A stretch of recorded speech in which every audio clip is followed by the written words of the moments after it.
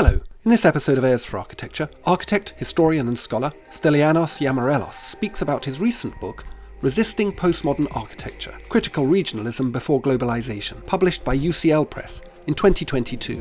Postmodernism reshaped architecture in the late 20th century, a partial response to the globalised homogeneity of international modernism and the emergence of a pluralistic and unstable multipolar world. Stylianos and I discuss how, in turn, critical regionalism emerged as a resistance to postmodernity's eclecticism and playful historicism, as well as modernism's cultural bulldozer, offering as it did, or perhaps even does, a more site-sensitive, culturally rooted approach to design. However, the origin story we are told of critical regionalism is squiffy. Stylianos argues instead that its emergence was in fact shaped by overlooked voices in architectural history, particularly from regions often considered peripheral to Western architectural narratives. A's for Architecture, a podcast about architecture, buildings, urban culture and space. Hello and welcome to another episode of Airs for Architecture. I'm talking today to Dr. Stylianos Giamarelos. Stylios, thank you for joining me. We're going to be talking about your recent book, Resisting Postmodern Architecture, Critical Regionalism Before Globalisation, which you published with UCL Press last year, was it? That was 2022. So long ago. Well, thank you for coming back to the book, revisiting the book. I was really excited by it and by the title and then got into it. But before we get to that, could you tell us a little bit about yourself? Of course, yes. Thank you for inviting me, Ambrose, in the first place. I think it's a great opportunity to revisit the book, which was written basically on the occasion of the 40th anniversary of critical regionalism, as it were. So the original intention was for it to be out in 2021. We just missed that for maybe 10 days or something. It did not come out on Christmas over the break. But the book was a long time in the making, maybe I would say for more than a decade. Mm-hmm. It is based on my PhD research at the Bartlett School of Architecture, where I arrived in 2012.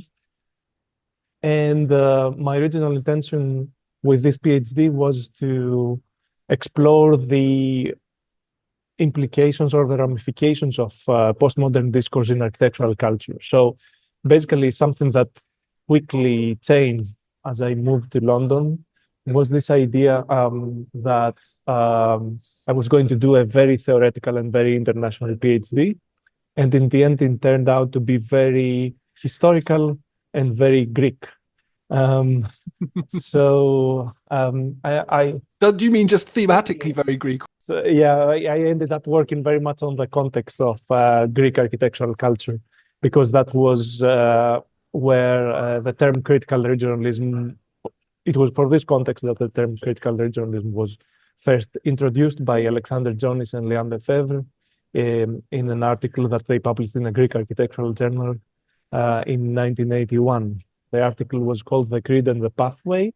And in many ways, it is a kind of founding text for, I guess, Greek architectural culture, because it kind of solidifies the presence of architects like Aris Konstantinidis, Dimitris Pikionis, and Susanna and Dimitris Andronakakis from Atelier 66 as a kind of nice generational succession of important work in this part of the world. And, for Greeks, that is kind of common knowledge in architectural circles, at least. But I guess the idea that critical regionalism is something that precedes what Frampton wrote on the subject might be unfamiliar to other audiences. Totally new to me. Right. I mean, not totally new, but you know what I mean? It's like certainly a lot of my students still engage with this idea around critical regionalism as a very much an active thing in their imaginations and in how they understand design practice, which I think is something that we will get to. Mm-hmm. But this idea that it has its origins in Greek cultural architectural discourse is fascinating.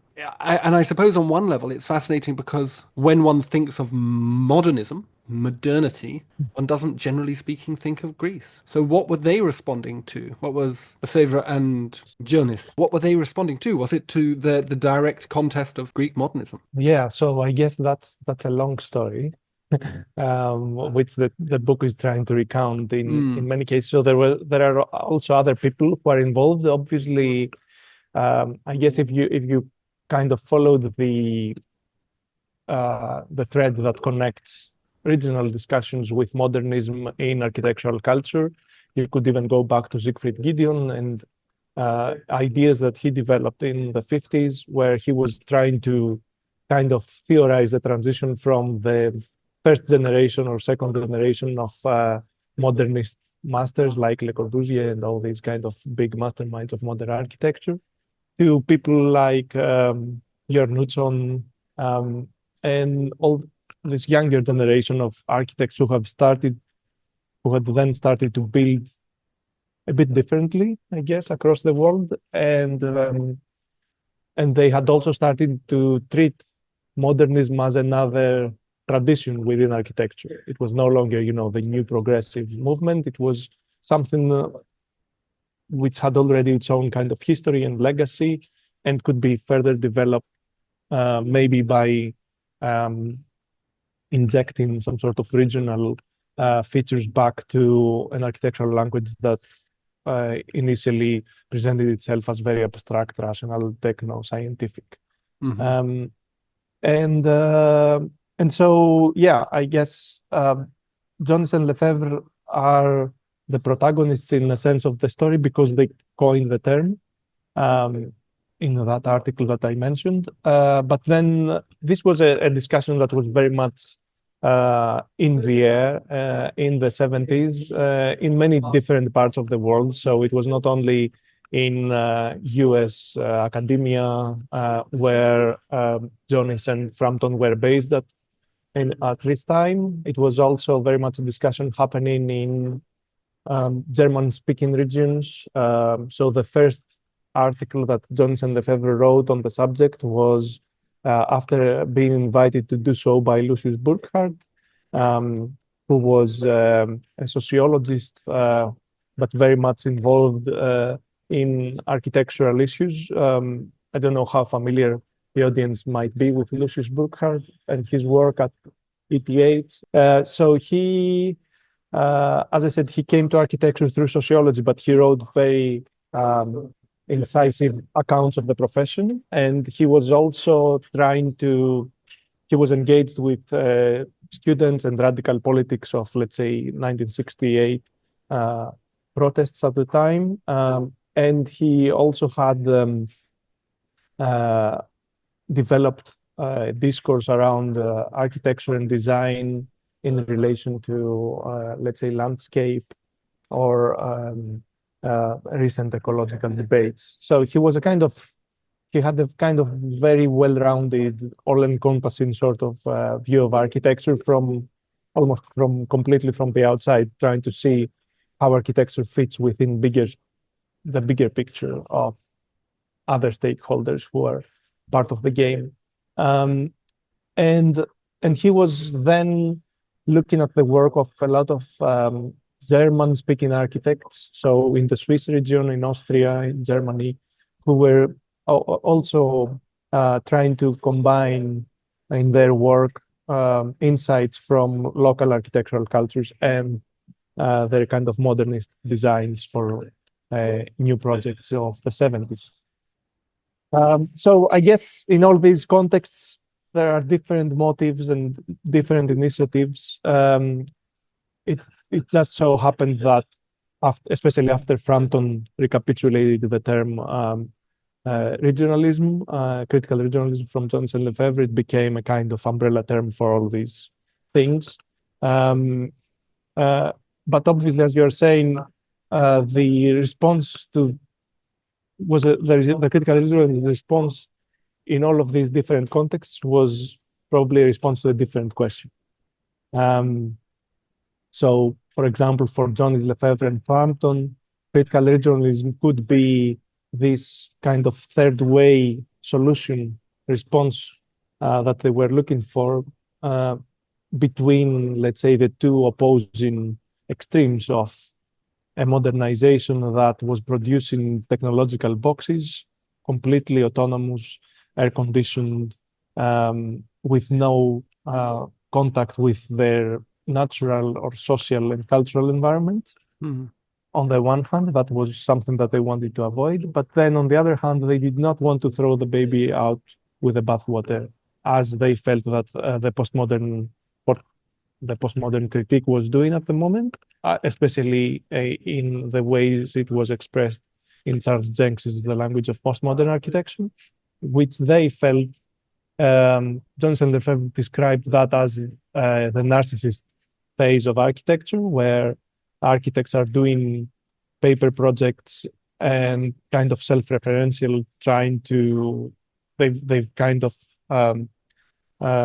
lost their connections and their bonds with the broader social projects of modernism. And I guess that is also a driving force behind Frampton's idea that, the modern project is something that is still worth fighting for. So there are problems with that, but let's see how we do not completely abandon it and go back to this sort of superficial eclecticism of the pediment and the sort of ironic use of architectural surfaces as a sort of scenography, as he was saying, as a sort of stage for the public life of the city, which is without real substance. So for them, these were the questions and these were the kind of things that were important when they discussed critical regionalism.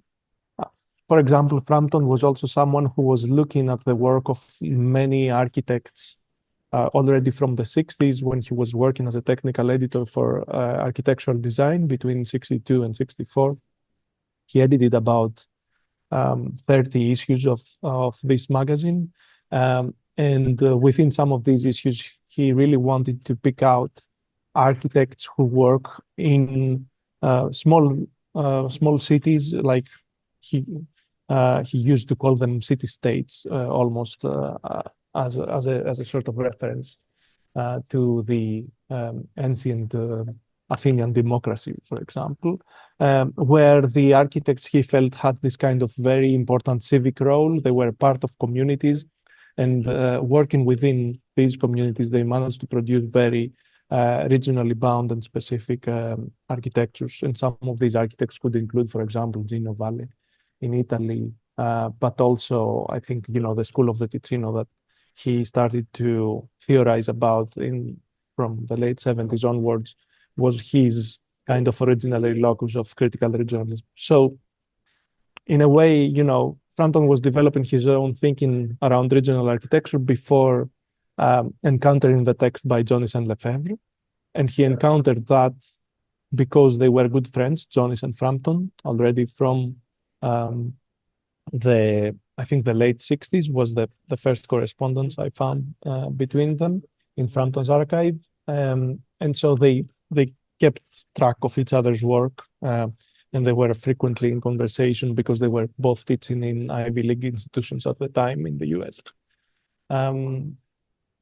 So yes, it's a very, actually, the more I speak about it now, it might sound a bit complicated, but it's really interesting to see how, I guess, something that really interested me in this book was the mechanics of history writing, how history is produced and how theoretical discourse around architecture is not the product of someone who has an all-encompassing view of the field, but it's very much conditioned on existing networks and the knowledge transfers or cross-cultural exchanges that happen because some people are in specific positions of power or specific positions of influence or architectural theory production, and can promote the work of some people that they happen to know. Or can we get to that in a second? Because I think that's really obviously a very important part and is something that I'm fascinated by with regards all forms of history. So I'd love to spend a bit of time thinking about that. But I do want to come back to this idea,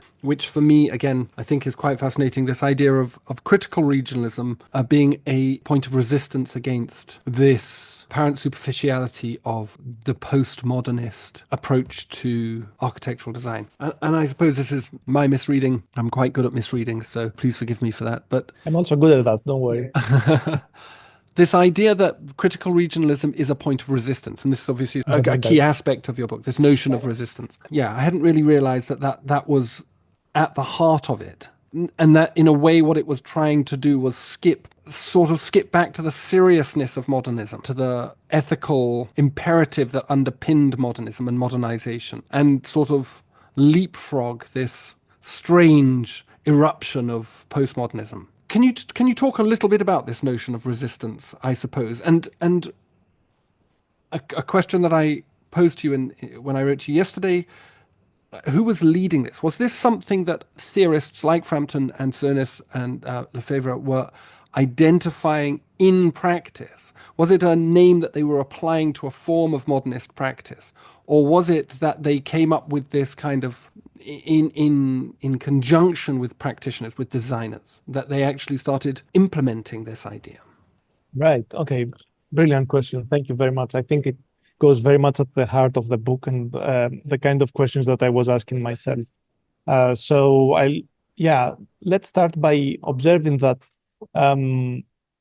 at first, like if we, there is this idea that I like, that I think Milan Kundera wrote about, when he was saying that when we're looking at the past, we tend to forget that there is a kind of fog around the things that we do when we act in the present. So for the present of these people, back in the 70s, for example, everything that we now see a bit more clearly, or we can classify or categorize into different sort of trends, might not have been as clear. And in many ways, the book starts in 1980 and the first Biennale of Architecture, which kind of became the global definition of postmodernism in the way we understand it now, this sort of classicism, in a way, eclectic classicism, ironic classicism, but a sort of classicism in some way. And it goes to show that, in that first Biennale, the international critics who were invited to contribute to it were Charles Jenks, Christian Norberg-Schulz, Kenneth Frampton, who resigned a few weeks before the exhibition opening because he ended up disagreeing with the curatorial approach that kind of favored one response to the crisis of modern architecture over the others. I'm saying all that because I think in the beginning, there was a kind of common cause that united all these kind of architects and theorists together. And that was the problem or the impasse that was perceived to have happened to the development of modern architecture, let's say from the 60s onwards. And that was probably reinforced by Ronan Point in the UK and all these kind of conditions that seem to get worse and worse in huge, large-scale housing projects. But maybe that was not the only cause for this. In any case, there was a kind of consensus at the moment that we need to start thinking of modern architecture differently. And in a way, all these different theorists that we would today categorize as opponents or as people who developed divergent approaches were actually at least started from the same idea that we need to move beyond functionalism and we need to understand what went wrong with that first approach to architecture to get to a different future for architecture. So yes, I think that idea that all these people start from postmodern, a sort of question of architecture after modernism, is important in the book, and the book tries to trace how then the Biennale creates a different kind of polar opposition, because it solidifies postmodernism as something that has become now a clear language of architecture. Even Charles Jenks, would not, I don't think he was super happy with that, but he went with the flow eventually because he had kind of proclaimed himself as the leader of that postmodern movement in architecture, and he would go with the flow, and as he was saying, he would write from the battlefield and constantly evolve his ideas according to how architectural developments happen. And I think it's interesting to think back into that period, because I think the role of the architectural critic and historian at that moment in time was different from the way we understand our roles today.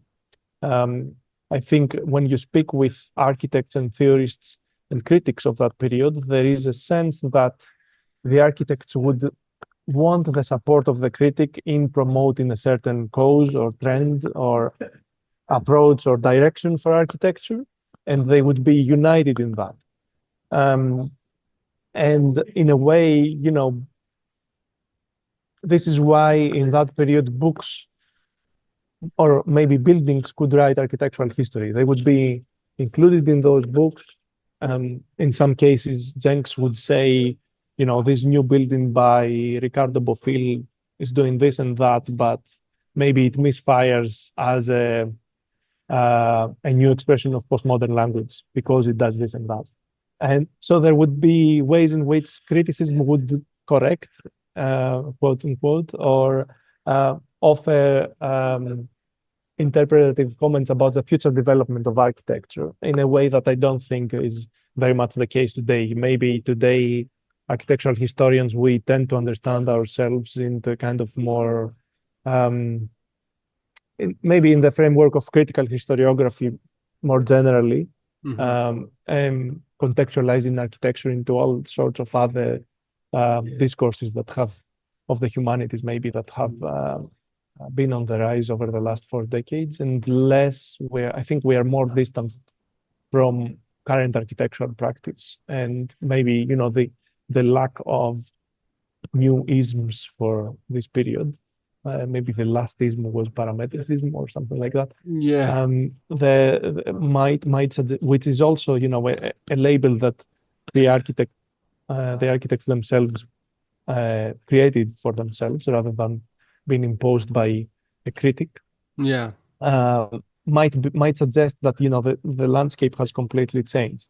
But I think going back to your question, there is a very strong sense in which many of these texts, including the Grid and the Pathway by Jonis and Lefebvre, were actually written by the critics, obviously, but with very much back and forth and exchange of letters and typescripts and annotated with pen and paper, and including very much the work of the architects themselves.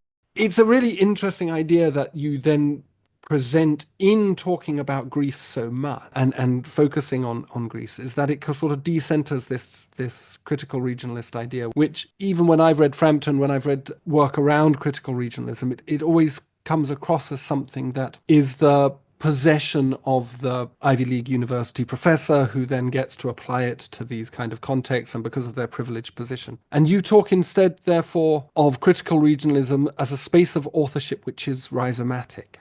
Mm-hmm. And this comes back to this previous point about who then gets to produce the rhetoric around it. Up until your book, I was under the impression that critical regionalism was this thing that was defined by Frampton, funnily enough, and Zenis and Lefebvre, and applied. But you're saying it's much broader in its origins. But then also this creates this other problem, which is, why do I think like I do? Like, why do I have this impression about critical regionalism, that it has this single point of origin rather than this diverse thing? And perhaps you could speak to this idea about this multiplicity or this polyphony that actually underpins it. It's very much there from the outset, I guess.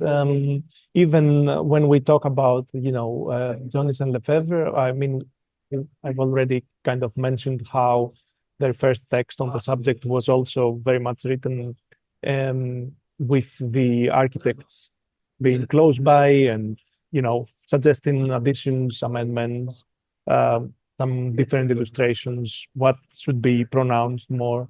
A few things here and there that suggest that there has been some sort of creative exchange between them. There is also Antonia Lovsin, who was a graduate student of Jonis at Harvard when Jonis and Lefebvre were originally invited to write their first text on the subject of regionalism by Burkhardt, as I was saying. And this first text, the question of regionalism, was co-authored by the three of them, Jonis, Lefebvre, and Alofsin. Alofsin is very much absent from these histories, I mean, maybe, but but he's also someone who, through his scholarly work afterwards, he's one of the leading, I guess, world experts on the work of Frank Lloyd Wright, and very much responsible for organizing a huge part of the archive, working on it himself for years, and having published many books on that. Might be a different thread, one might say, of that discourse, which focuses much more on the North American landscape and on the ways in which Frank Lloyd Wright could be, who was also very much a favorite architect of Greek critical regionalists like Aris Konstantinidis, and I guess other people of the same kind of mentality around architecture. So yes, now why?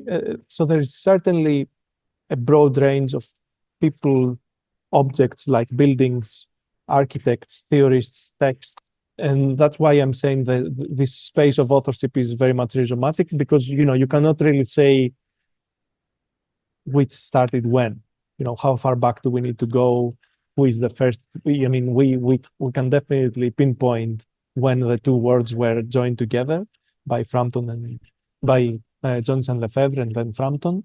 But then the trajectories that each of them followed is different, and they're all giving us more contextually sensitive or sometimes even slightly different versions of the same theory around architecture.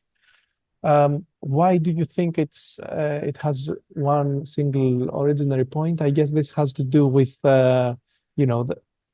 how some people so Frampton, for example, is a person who was teaching at an Ivy League institution, which is always, kind of on the spotlight of, we expect architectural theory to come out of that and be important. He was also, but he was not only teaching there, he was also part of the Institute for Architecture and Urban Studies, which had its own venue, oppositions, and the magazine through which, through his editorial role, he could influence or be part of wider discussions. He also had a foot in London and the UK scene around the Architectural Association, Architectural Design, and all these important magazines. The Architectural Review was also, and I guess it also has to do with how different magazines also positioned themselves in that period, especially when things get polarized between postmodernism and critical regionalism. Yeah. So the media are starting to shape this discourse in relation to public appetites, I suppose, commercial imperatives. There is a bit of that, and there is also a kind of thing that has to do, yes, with how does Architectural Review position itself against architectural design, and how does it survive in this kind of very competitive market? Because at that point, architectural design is run by Andreas Papadakis, who introduces this wholly new culture of architectural publishing, which is not limited to the printed pages, but often includes exhibitions, other events, symposia, sister publications, new books that sometimes spring from the pages of the magazine, collaborations with these people who then feed back into the magazine. And this becomes like a very complicated scene, much more so than it was 4 decades earlier, when maybe the Architectural Review was the journal of the establishment and kind of controlled the field. So yes, they do play part, but also I guess this is a good opportunity also to say that when Frampton kind of started to think about critical regionalism as his response, or the kind of response that he would like to promote in that landscape, he proposed to start producing monographs of some of these critical regionalist architects that would be some sort of nemesis to, or the alternative response to, the monographs that Jenks would be producing, for example, for the postmodernist architects like Michael Graves or all these other people. And the funny thing is that, despite the kind of power and influence that Frampton had by engaging with all those different networks and media, he could not actually materialize this book series. He had proposed 18 monographs to be published within 4 years by Rizzoli, where he was also the series editor. But then only 2 books came out, the book on Tadao Ando and the book on the Greek architects Zuzanna and Dimitris Antonakakis until year 66. And then the publisher said, we're not going to publish more books in this series because basically they do not sell that well. So in a way, his attempt to promote architects that he felt were not very much on the spotlight as much as they would deserve, as opposed to the postmodern architects who were very much in vogue at that point, kind of, stopped short of, found this kind of very sturdy wall against which he was hitting his head, with, again, this sort of marketplace commercial interests of the publisher actually pushing back and saying, this is not going to happen. Do you think this is because critical regionalism as a concept lacked the kind of clarity and coherence that straightforward modernism had? Or do you think it was because it wasn't, in a way, kind of, I hate to use the word, but Gevorg Hartunian uses it, it wasn't cool. I guess what I'm asking here is there a coherent definition of what critical regionalism is, in the same way that when students write essays about what modernist architecture is, they trot out the same answer. It's a very kind of neat, tight, possibly inaccurate definition. Critical regionalism is something to do with Norberg Schultz, genius loci. It's something to do with materials. It's something to do with something. I mean, how is it defined? Is there a coherent definition? And if not, maybe that's the heart of the problem. That's a very fair question, I guess. But again, I guess something that really complicates things is this kind of rupture between Jones Lefebvre and Frampton after a certain point, where there is a kind of communication breakdown, because so there is not a kind of unified theory that comes out of the 3 of them as the kind of leading authors on the subject. And in a way, everybody develops their own kind of strand. Yeah. And that means Frampton, who is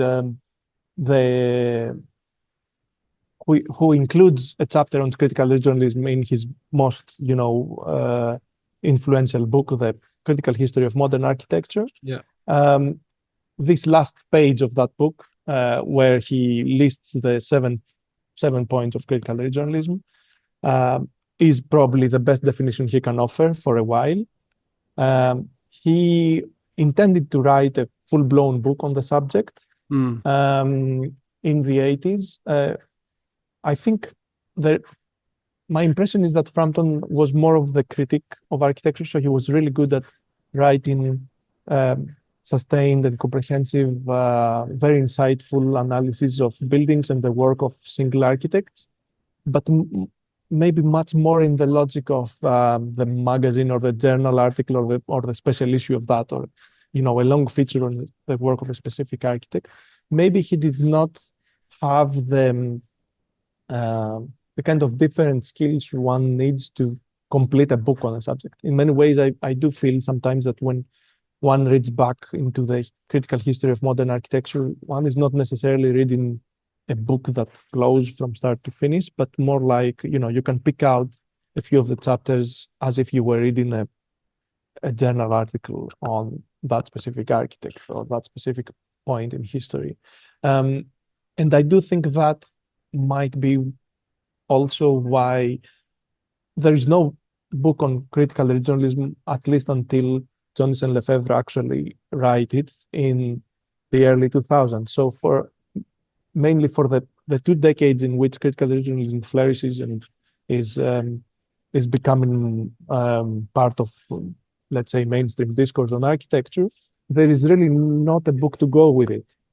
So Jenks has The Language of Postmodern Architecture. There is a book on deconstructivism, or at least, a collection of essays, the exhibition catalog, which is the equivalent of international style and modernism. So for these other strands, there are these books that kind of could be used as the sources of definitions.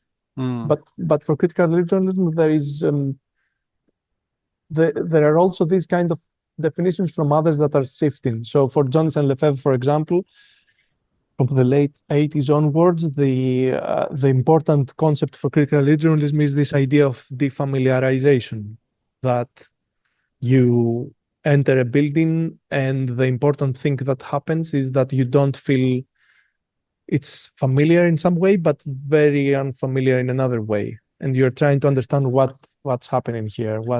Why somehow for Jones and Lefebvre, critical regionalism asks you to think of what the region might mean in a modern world, where there are parts of the building that seem to be very modern, parts of the building that seem to be very old. Nothing is purely modern or purely old. And it's a kind of creating this tension which distances you a little bit, and they suppose ignite your critical faculties around architecture and the built environment. So that might be like the Castle Vecchio by Carlo Scarpa or Zverfen's Headmark Museum, that kind of thing. Yes, these could be projects that do that. Piccionis is, I guess, a landscaping project around the Acropolis. Is probably that's why they call him the first critical regionalist, because they feel that in that landscape where Piccionis is actually flattening 2,500 years of Greek history with elements that suggest that this part of the pathway was built yesterday, and other elements that, but on the side they see, a Hellenistic tombstone that is just casually standing there, and then broken balconies from the neoclassical buildings that were demolished in Athens in the 50s, and Piccionis recuperated them, turned them around and used them as benches along the way. But then there are strips of concrete, and all this is happening in this very rocky, flat, not flat, but kind of undulating landscape around the Acropolis. It kind of creates this confusion around which part of time am I working on here, and also invites people to discuss it, to work on this path and reflect on history, reflect on the region, reflect on modernity maybe. But that is probably what they would like to happen. I guess it's always easy to suggest what the opposite of that would be, to understand what they're fighting against. So for the opposite to critical regionalism is probably sentimental regionalism, a kind of nostalgic reproduction of the past. Yeah, so something that looks very familiar, like your grandparents' home in the village, and you still propose that as architecture, the way architecture should be in the 20th century. This is not where they were going. But something that would include bits and pieces that remind you of that, but obviously are in a very different modern context, is more moving towards what they expect. And then you have Frampton, who is, as I said, had developed his own thinking already around the question of region, modern architecture, and would combine insights that come from Heidegger and insights that come from his reading of Hannah Arendt. So I think in Frampton's case, there is this strong tension to combine a kind of political understanding of regionalism, like the architecture as a collective project of a region, and also as the profession that creates the spaces in which collectivity can emerge. So the way in which architecture creates civic fora for people to come and discuss and agree on a common project. And then also this emphasis that comes from phenomenology and has to do with this sort of authentic dwelling of tactility, of all this emphasis on the other senses beyond sight, because sight obviously is guilty in that period for Frampton, because it is the kind of sense that is privileged in the photogenic postmodernism of the a star architect and the magazines and so on. So he wants to get away from architecture being treated as a surface and all these focus on tactility, the ground, the sky, our embodied relationship with space is a response to moving away from architecture as a stage, as a set. But also there's this kind of central problem, I think, which must be in their thinking as well, which is that hyper-regionalist architecture has this kind of odor of blood and soil about it, a slightly yes. fascistic kind of sentimentality towards genius loci to kind of, it's weird. That's absolutely correct. Yes, that's really, even when, I mean, I think the last occasion on which Johnny Lefebvre and Frampton were in the same rooms to discuss critical regionalism and what it means was in a conference that was organized in Delft in was it in the late 80s or early 90s? I don't remember now exactly the date. Was it 89 or 91, something like that, in between that period? And that is really the last point of contact. And on that occasion, the Dutch Minister of Culture gave a speech to welcome the conference, the participants. There was Frederick Jameson. There was important people who had gathered there to discuss the future of architecture, and the Minister of Culture said that, for me, the word regionalism means what you just said, Hitler and blood and soil, and I hope you're not discussing this here in this conference. And there was also a lot of discussion about should we still be using the word regionalism. So in that conference, Johnson Lefebvre said we should just scrap the Gion part and call it critical realism.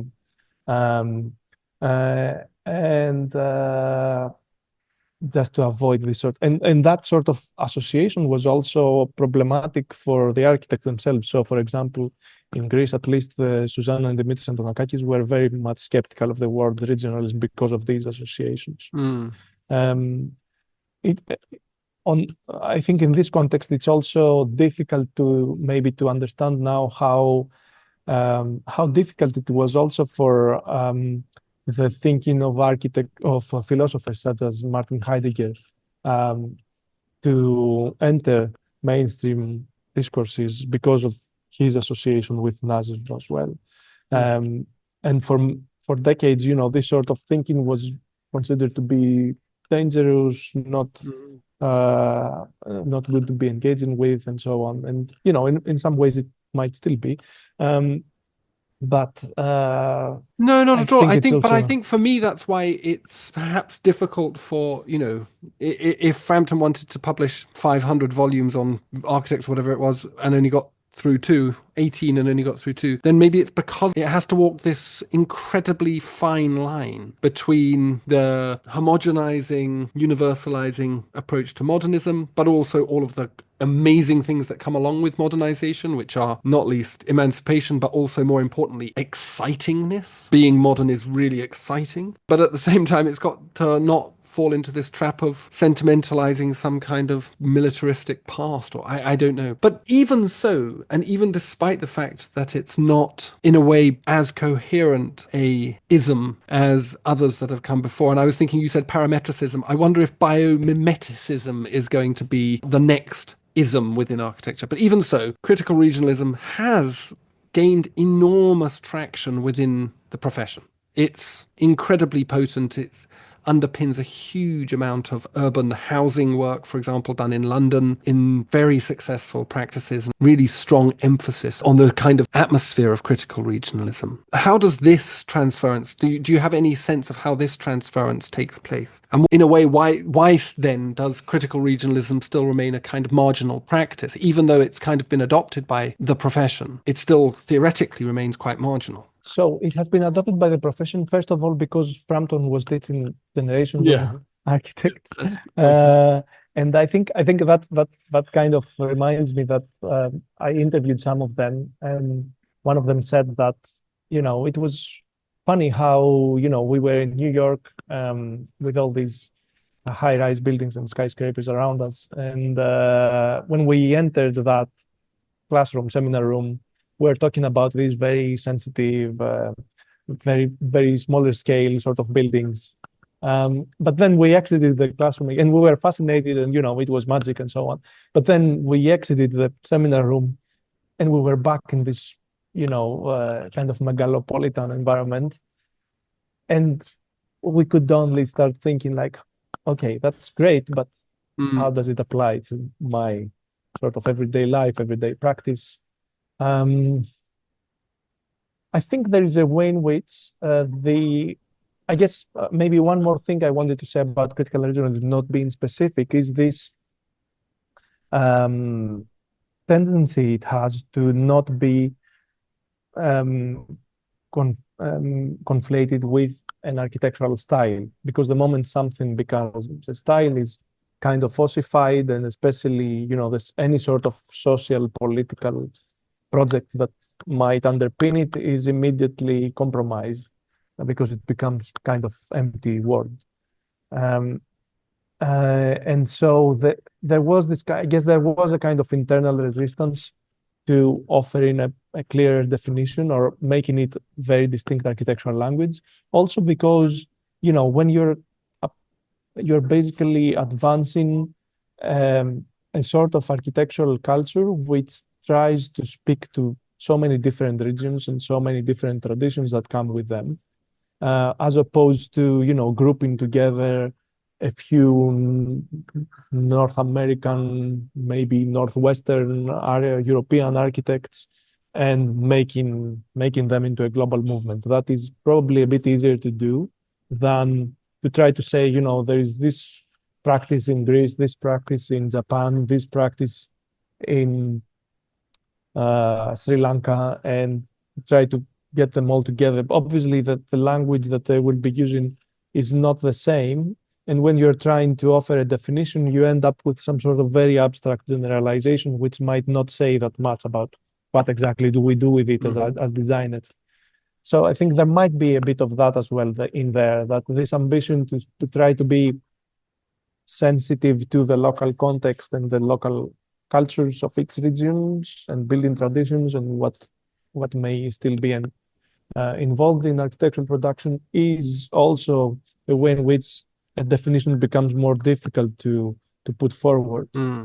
Very difficult to put forward, and still seems to me to be such a live struggle, this kind of thing, that we still, I suppose, still feel there's a place for critical regionalist discourse and thought and practice, because modernization of the international style really hasn't abated. I mean, yes, there was Ronan Point, and yes, there was various other things. I think Ronan Point's a bit of a false flag. I think there were other people like Pearl Jeffcott and Jane Jacobs, and who were resisting harder, actually, and in more meaningful ways. But nonetheless, if you go to cities now, wherever you go, they're building techno-modernist architecture, and critical regionalism remains this kind of marginal practice. What role does critical regionalism have, I suppose, to play in addressing the intersecting needs of the contemporary architect, the contemporary designer, and the contemporary city, if any, I suppose? Yeah, that's a very good question, I think.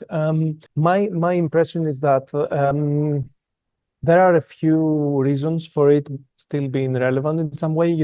I mean, in the book, I also kind of I'm trying to make a distinction in the epilogue where I'm kind of reflecting on this bigger picture, and I'm trying to make a distinction between whether one might consider critical regionalism still relevant for architectural practice, or whether they might consider it still relevant as a way of writing architectural history, or whether somebody would discuss it as history, as trying to really delve back into the past and understand how it formed, what it addressed, and so on.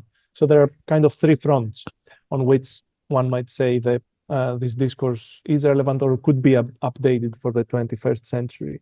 But I think there are a few reasons for its kind of longevity as a project or as a concept. One thing might have to do with, I was always struck by the ways in which I was frequently contacted by Southeast Asian students and scholars about this.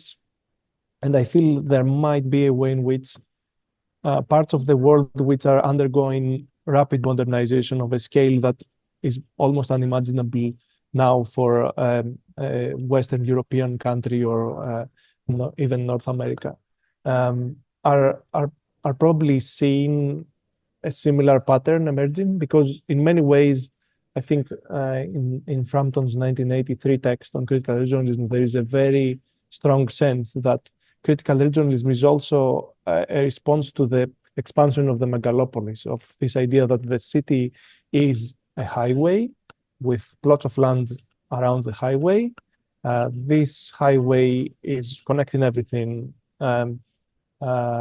very efficiently, and this causes the cost of land around it to rise. And the only best way to get real advantage of that is by building a skyscraper, multiplying maybe the amount of land you have on the same space, and that kind of dictates the growth of the city, which completely destroys any sort of public space of appearance of the city, as Hannah Arendt would call it, and any sort of civic role for architecture, or all the kind of things that Frampton and Jane Jacobs and other people had in mind in that period.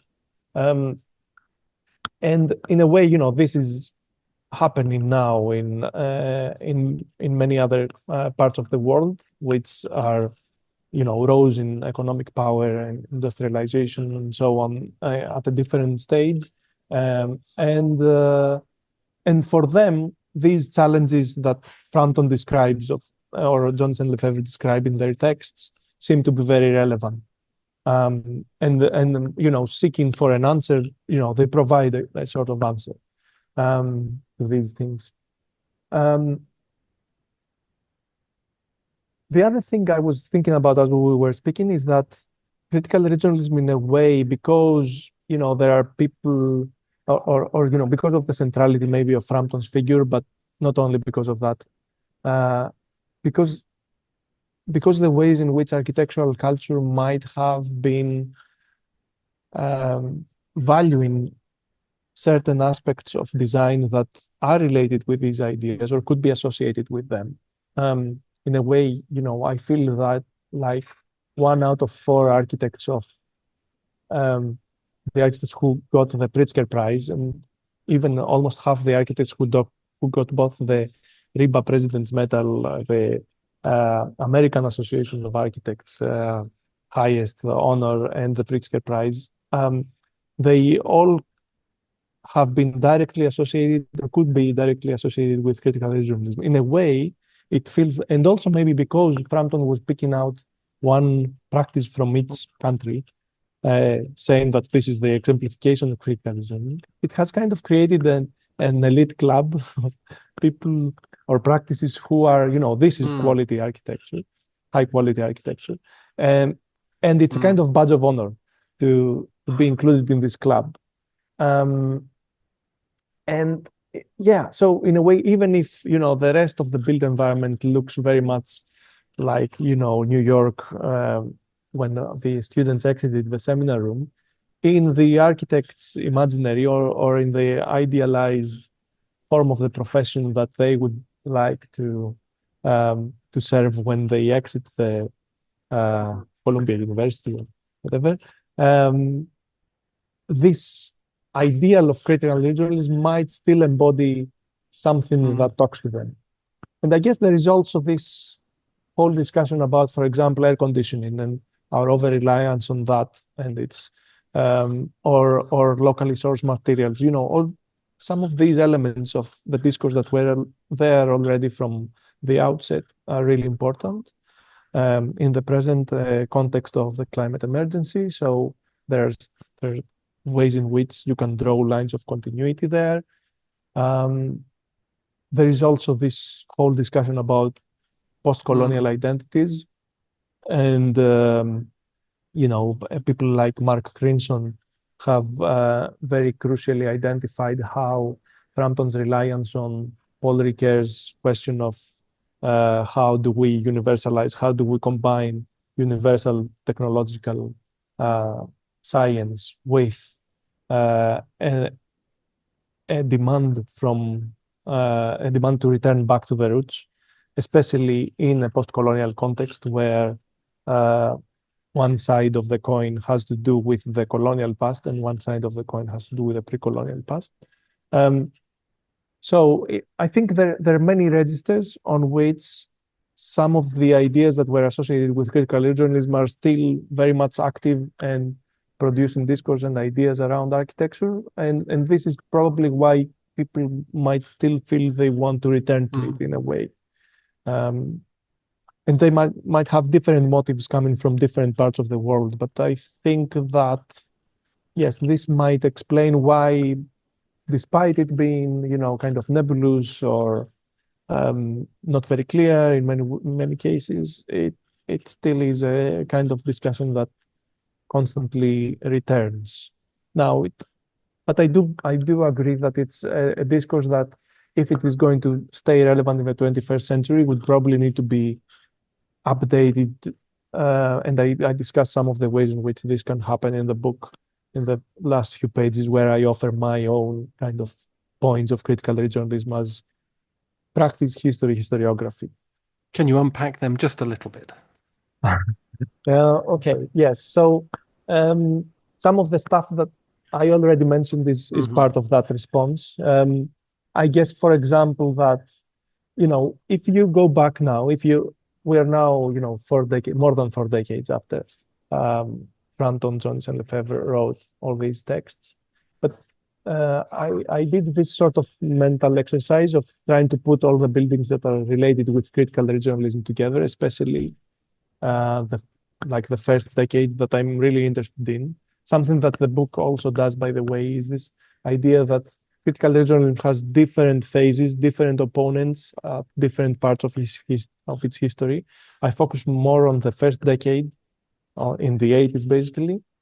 But then from the 90s onwards, the discourse changes because it's no longer modernism versus postmodernism and this kind of third wave, but it's more like local culture versus globalization, which is the rising force in the 90s. And so my historical interest was to go back to this sort of more, one could say, cross-cultural discussion of the past, because I might be saying I'm looking at the Greek context, but I'm very much looking into the ways in which critical regionalism does not invite you actually to return to a specific place. It is really asking you to look at the cross-cultural exchanges between places. I guess that is a main kind of argument in the book. And you can only unpack that when you go away from this kind of polar opposition between globalization versus local regional architectures. But anyhow, to go back to your question, when I put all these kind of buildings that Frampton and Jones and Lefebvre were picking out in the 80s, there was a very strong sense that behind all the rhetoric, there was also a very strong aesthetic preference into a sort of architecture that looked, one might say, a bit brutalist. And it's probably only natural that Frampton, who was educated at the Architectural Association in the late 50s and early 60s, developed this affection for brutalism. And I guess in the 21st century context, if we want to be looking into this sort of thing, and if we might want to get rid of this unconscious bias towards the heavy use of concrete, for example, because of what we now know about the sustainability of building in concrete and about the alternative ways in which we could explore building now. So this is something, for example, this is part of the luggage of critical regionalism that we might want to consider leaving behind in the 20th century and moving into other practices as architects in the 21st century. When it comes to history, I think there is also this, this is where the discussion about the space of authorship lies. So, I've obviously tried to unpick some of the threads that connect in my book, but then, for example, one might look at the ways in which women architects have not been part of the discussion of critical regionalism. And although we have, people like Minette da Silva, we have Liane Lefebvre, we have Suzanne Antonakaki, so wives of the people who were part of the practices that are part of the canon of critical regionalism before even moving further outwards. So one way to write that history is to explore, for example, the female voices of critical regionalism, or explore the different, I did some work on the Greek context. There is also so much work that could be done in all the other contexts, the Spanish context, or the Swiss context, or the Italian context, or the Sri Lankan context, or the Australian context, all these kind of different places in which critical regionalism was discussed. And that would include probably buildings, architects themselves, their writings, the institutions behind them, the ideas that they pursued, their connections to some of the networks of discourse production, and so on and so forth. And I guess there is a last bit that has to do with the way we write history and the ways in which in critical regionalism, there is a very strong, something that people like Keith Eggener pointed out, the idea that when you discuss critical regionalism, you are probably actively marginalizing places, cultures, regions, and people who might not be necessarily thinking of themselves as marginal, as peripheral in the first place. And there is a kind of colonizing aspect to that. So the last bit is about how can critical regionalism then evolve as a discourse that is probably not colonizing and is not necessarily considering, I think, something that is also kind of a very prevalent assumption in critical regionalism is that there is the modern language of architecture, which is like the top of the pyramid. And then all these kind of local features of architecture can only be injected or can be inserted as disjunctive episodes, as Frampton was saying, in that language. But the kind of the overarching structure of modernism or modern architecture is not really challenged. And that suggests that there is a kind of hierarchy in how critical regionalism treats different architectural languages or cultures, instead of considering modernism as one of the traditions alongside the other languages or regional traditions and building techniques that people across the world have been using to produce architecture. So yes, there is a discussion on the last pages of the book where I'm trying to see how some of the original points of critical regionalism can be reappropriated and updated to guide the ways in which we write architectural history in the 21st century. It has to do with these sort of questions. Fantastic. That's a great point to finish on. Thank you so very much. Stylianos, I've enjoyed speaking to you and listening to you a huge deal. Me too, Ambrose. Thank you very much for inviting me to do this. For reasons unclear and in circumstances unknown, the ideal ceased to be content with itself. It could have gone on and on with no end, carved away from darkness, chiselled out of light in its dreamy gardens above. Why on earth did it seek excitement in the bad company of matter? So said Wisława Szymborska in her wonderful poem Plato, or Why on Earth. And the same, I think, might be said of the postmodern, muddied by matter and sight, by the critical and the regional. Thank you to Stylianos for speaking with me, and to UCL Press for the book. It's open access on their website, so you have no excuse not to get it, read it, and think. A link to it is in the podcast description, as well as to Stylianos' social and professional profiles. And thanks for listening.